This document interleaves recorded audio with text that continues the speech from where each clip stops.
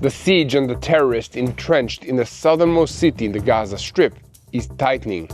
A new footage has been released of terrorists who tried to emerge from the tunnels and make a run for it, but they were hit from the air before they got very far. This brings to 40 the number of terrorists who have been eliminated in this city in the last 40 days. We'll bring you all the details.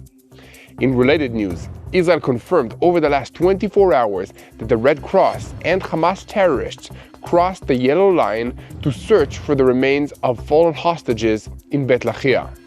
Elsewhere, southern Syria is on its way to becoming a new front against Israel, as over the weekend an ambush was sprung by terrorists linked to Hamas in Syria, and disaster was averted by the resourcefulness of the IDF commander.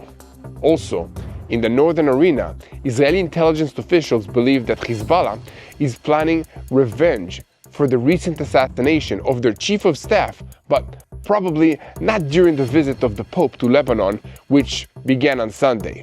Pope Leo XIV drove through the Dakhia neighborhood of Beirut and was greeted with images of former Hezbollah chief Hassan Nasrallah. While the Pope is in Lebanon, Iran is rebuilding the Ring of Fire and its strategy to destroy Israel, and is accelerating weapon smuggling. So welcome to Boots on the Ground. I'm your host Yair Pinto, bringing you all the truth about what's happening in Israel. Dozens of Hamas terrorists are stuck in the Rafah pocket that continues to shrink, along with their number, as the IDF has eliminated 4 terrorists who came out of a tunnel on Sunday. The IDF now assesses that the Janina battalion commander in Hamas, his deputy, and the company commander are amongst 4 who were eliminated by the Gaza division forces directed by the Israeli Air Force. And meanwhile, an Al Jazeera report indicated that the team of the Red Cross and Hamas is conducting searches for the kidnapped fallen hostage in the Beit Lahia area in the northern parts of the Gaza Strip. In Israel, they confirmed that they allowed the International Red Cross and Hamas terrorists to cross the yellow line to search for one of the 2 hostages who remain in Hamas captivity. They are using engineering equipment in the search at this time. In related news, 5 terrorists who planned an attack in an immediate time frame were arrested in the northern Samaria over the last 24 hours.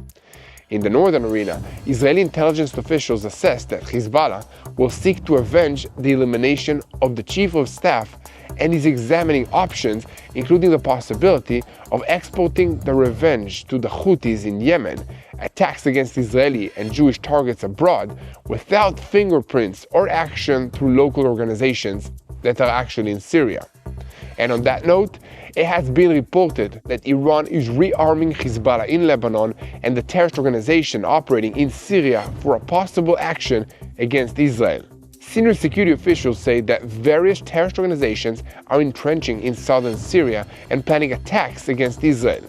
Israel conveyed a warning to interim President Abu Muhammad al-Julani that if he does not act to thwart terror activity against Israel, the IDF will act with full force. And further afield, a security official warned this week in a conversation with the Kan news media portal that the Iranians are rearming for fear of another IDF operation on Iranian soil, working to supply weapons to the Houthis and to Hezbollah, and increasing the pace of smuggling into the territories of Judea and Samaria. So, the question is hanging over all of us whether the Houthis from Yemen will attack Israel soon, following another fiery message from Iran. So we have a lot to talk about today, so let's dive into the details. I'm Yair Pinto, and this is your Boots on the Ground report, bringing you all the truth about what's happening in Israel on day 787 of the war against Hamas, Hezbollah, the Houthis in Yemen, the Shia militias in Iraq, and all the other armed groups in this region that are taking their orders from Iran's Islamic Revolutionary Guards Corps, which is the head of the crumbling axis of evil in the Middle East.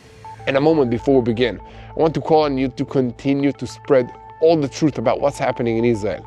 We need you so that our content will reach more people around the world. So give a click to the subscribe button so that you stay tuned to the truth in real time and never miss another episode of Boots on the Ground. So we will begin today's report with the interesting story of the Hamas terrorists who refuse to surrender inside the Gaza Strip as IDF activities continues against the terrorists entrenched in the tunnels in Rafah.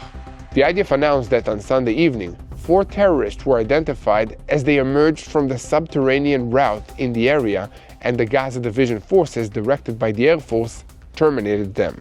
The IDF assesses that a Hamas battalion commander in the Janina neighborhood of Rafah, his deputy, and a company commander were amongst those 4 terrorists who were terminated. The IDF spokesperson also announced that during the last 40 days, the combat team forces of the Nachal Brigade and the Golani Brigade, together with the Ya'alam combat engineers and under the command of the Gaza Division 143, have been concentrating efforts in the East Rafah area with the aim of destroying the subterranean routes that remain in the sector and bringing about the defeat of the terrorists that are sheltering in them. In the past week, more than 40 terrorists have been eliminated in the route. In addition, dozens of shafts and terror infrastructure above and below the ground were destroyed in this sector.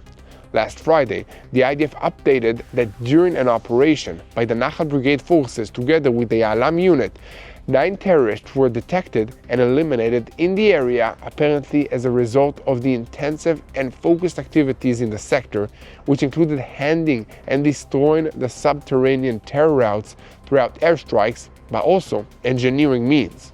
And furthermore, after weeks of having one tunnel shaft after another being blocked, demolished, or in some cases raided, the terrorists have begun to look for other hiding places, and some have also tried to go down fighting by attacking the IDF troops with suicide strikes.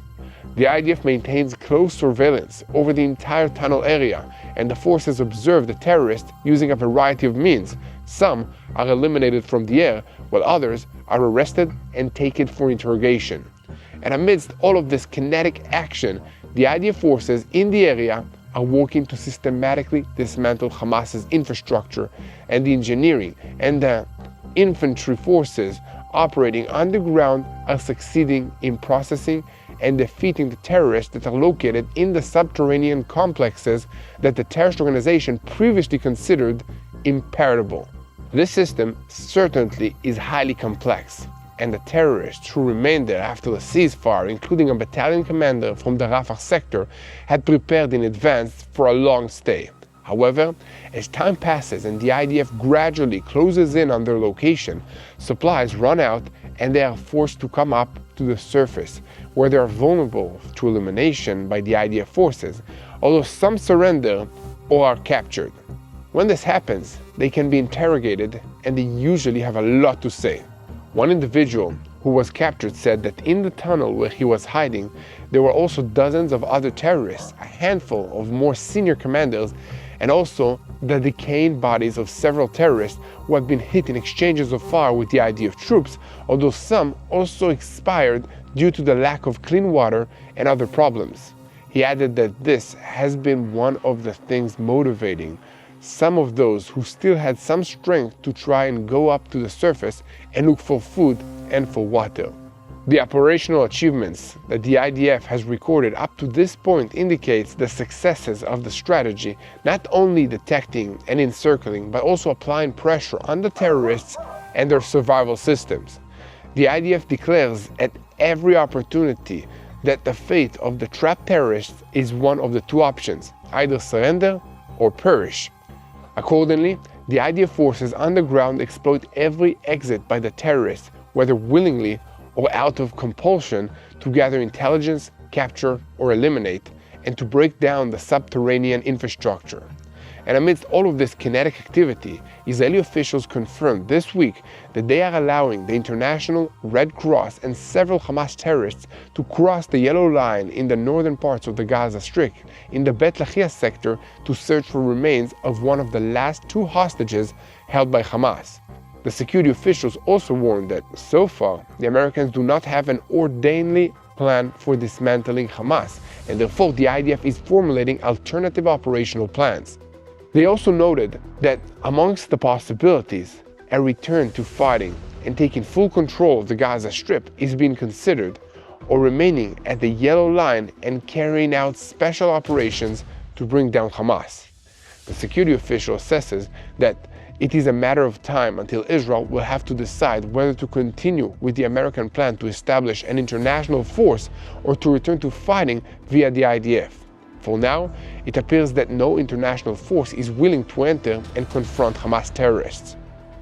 With that in mind, the alertness of the IDF is a result of the terrorist organization's conduct in recent weeks, during which Hamas strengthened its governance in the territory and restored its civilian grip on the Palestinian population. In practice, Hamas operates 13 municipal authorities in the Gaza Strip, collects taxes from merchants, repairs infrastructures, sets up checkpoints to seize aid, and acts to remain relevant for the Gazan population. And here at TBN Israel, we will continue to report on every development on this issue, so keep spreading the truth, share, and follow us. And most importantly, do not forget to click the subscribe button so that you stay tuned to what's happening in Israel, boots on the ground style. And now, I want to speak to you for just a moment about one of our partners. As we enter the Christmas season that takes us back to Bethlehem, to the place where Jesus was born, I want to speak from the heart about this land that I call home. Israel has been through so much these past years, and recovery is happening, but it's slow. Communities are still rebuilding, families are still healing, and tourism, one of the lifelines of our economy, is still getting back on its feet. So Israel is healing, but healing takes time, it takes faith, and it takes friends. People ask me, what can I do to help Israel right now? And my answer is simple. This is the season to bless Israel. And that's why I'm proud to stand together with Arza, which is an Israeli small business that I've worked with for years now. Arza partners with local artisans and small businesses from Jerusalem to the Galilee to Bethlehem, creating beautiful handmade treasures straight from the Holy Land. And each season, they gather these gifts into an Arza box and deliver it to your doorstep. So if you've never been to Israel, it's a real taste of the Holy Land, the land of the Bible. If you have been here, it will take you right back. Many behind Arza served in the Israeli Defensive Forces, the IDF, during this war, close to the front lines. These are courageous men and women rebuilding life with their own hands. So when you purchase an Arza box, you're not just giving a gift, you're blessing Israel. You're keeping small businesses alive and strengthening families as they are rebuilding. This year's Christmas box is themed Nativity Night, bringing that holy night in Bethlehem into your home. So please don't wait. Go to arzabox.com right now. Use the code TBNIL for 20% off of your subscription. Again, that's TBNIL, and it's 20% off. Bless Israel this Christmas, support Israeli artisans, and bring a piece of the Holy Land into your home. Now, we're getting back into the news and switching our focus to the northern arena. Against the backdrop of concern over a renewed flare-up of fighting between Israel and Hezbollah, on Sunday evening, Pope Leo XIV landed in Lebanon as part of his first trip abroad since his appointment in May. From the airport in Beirut, the Pope traveled in his closed Pope-mobile for the official reception at the presidential palace, where President Joseph Aoun, Prime Minister Nawaf Salam, and a drum troupe that received him with dances under the pouring rain awaited him. On the way, he also passed through the Dakhia neighborhood of Beirut, the southern suburb considered a Hezbollah stronghold, where supporters of the organization waved pictures of Leo, alongside pictures of assassinated Hassan Nasrallah, the Secretary General of Hezbollah. Speaking of Hezbollah, Israel's intelligence echelon believes that the terrorist group will seek to avenge the assassination of their chief of staff, Haitham Ali Tabtabi, and they are currently examining several options for action. One assessment is that Hezbollah will export the revenge to the Houthis in Yemen, who might have their own reasons for doing so. For about 9 years, Tabtabi operated in Yemen and built the strength of the Houthi terrorist organization. And a security source said that the Houthis are actually looking for a pretext to return to attacks against Israel. The IDF assesses that additional options for Hezbollah are carrying out attacks against Israeli and Jewish targets abroad in a way that leaves no fingerprints of the organization. The IDF assesses that Hezbollah will also try to act via the Syrian arena by activating a local organization, for example, Al-Jama'ah al-Ismailiyah, which operated on Friday night against IDF forces in the village of Beit Jan in southern Syrian Golan Heights.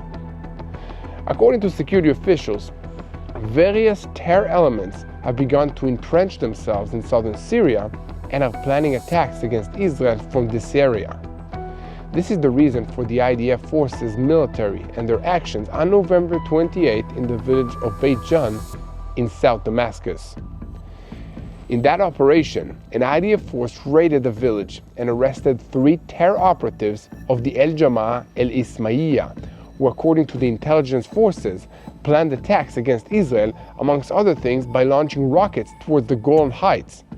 During their interrogation, some of those arrested admitted to having worked in coordination with Hamas, with Hezbollah, and with Iran. And during the arrest, the forces encountered resistance and live fire, and 6 IDF soldiers were wounded by the shooting in the exchange of this fire. And this is all according to the Syrian media, and 20 residents of the village, some of them armed, lost their lives.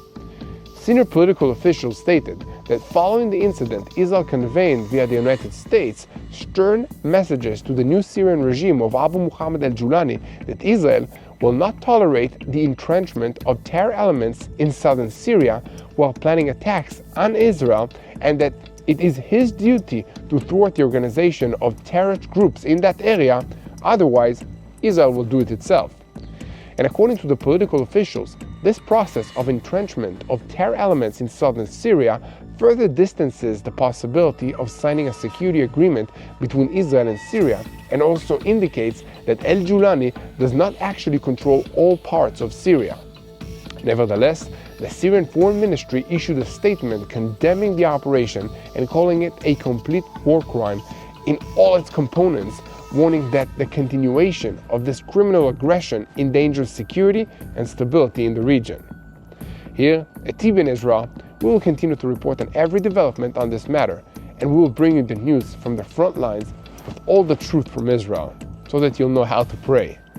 Now, we are switching our focus to Iran, where a security official warned in a media interview that was published on Sunday that Iran is making efforts to restore its damaged standings and is accelerating the pace of the rearmament for fear of an Israeli strike.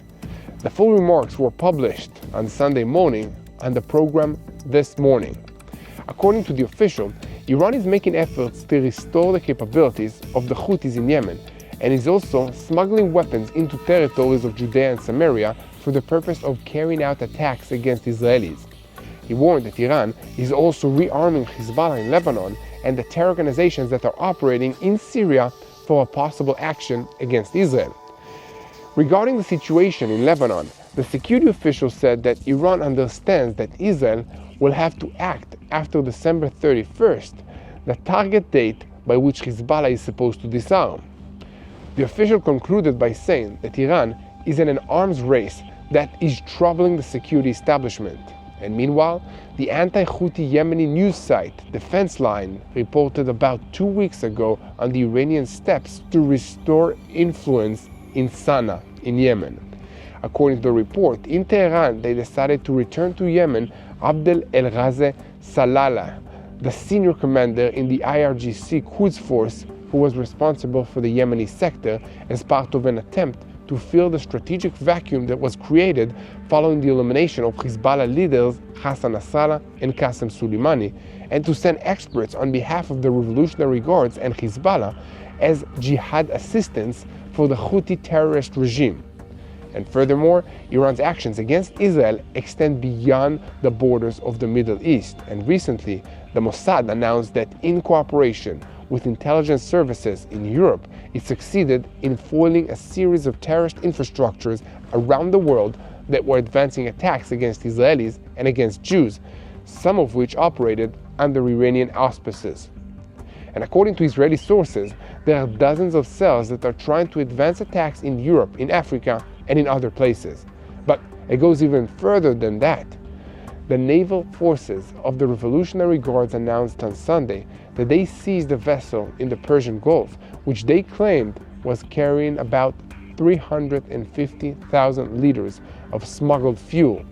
According to the statement of the commander of the naval force, Haider Nanouard Mujarrad, the ship flew the flag of the state of Eswatini, the tiny landlocked country in southern Africa, which formerly known as Swaziland. The 13 crew members of the ship, who according to them were citizens of India and a neighboring state of Iran, were arrested and then transferred for interrogation. As recalled, a few weeks ago, it was reported that an oil tanker flying the flag of the Marshall Islands and en route from the United Arab Emirates to Singapore suddenly veered off its route and made its way towards the Iranian territorial waters. Subsequently, American officials confirmed that Iran has seized the tanker in the Strait of Hormuz when 3 boats approached it and forced it to veer off course. 5 days later, Tehran announced that the tanker had been released with all 21 crew members on board, and according to the Iranians, the takeover of the tanker came because it was carrying an unauthorized cargo of 30,000 tons of petrochemicals. Now, there's one more story about Iran to report today, and that is about yet another environmental crisis. In addition to a worsening shortage of water in major Iranian cities, there is also growing problems of air pollution in these cities, especially in the capital of Tehran. The Tehran Air Quality Control Authority issued an advisory for the residents to avoid unnecessary outdoor travel, adding that elderly people and children, along with cardiovascular and respiratory patients, should remain in their homes as much as possible. Senior regime officials have reacted with great alarm to the situation, and limits have been placed on the issue, and the use of cars and employees of many government offices, banks, and other businesses were ordered to work from home. And here at TBN Israel, we'll continue to bring you all the truth of what's happening in this region. So continue to spread the truth, hit the like button, leave a comment, subscribe, and make sure that you always unite in prayer. When you pray, make it personal. Pray for your leaders, for our leaders, to have God's wisdom in this situation. Pray for all the innocent lives that are affected by all of these terrorist regimes. Make sure to pray for the IDF soldiers that are risking their lives. And keep praying for the peace of Jerusalem. Have a great day, and we'll see you tomorrow. Hello, this is Mati here in Jerusalem with TBN Israel. This is Yair Pinto from TBN Israel here in Jerusalem. TBN Israel is keeping viewers informed with Israel-focused news, culture, and what God is doing in this land. Support TBN Israel today online at tbn.org/Israel. Thank you.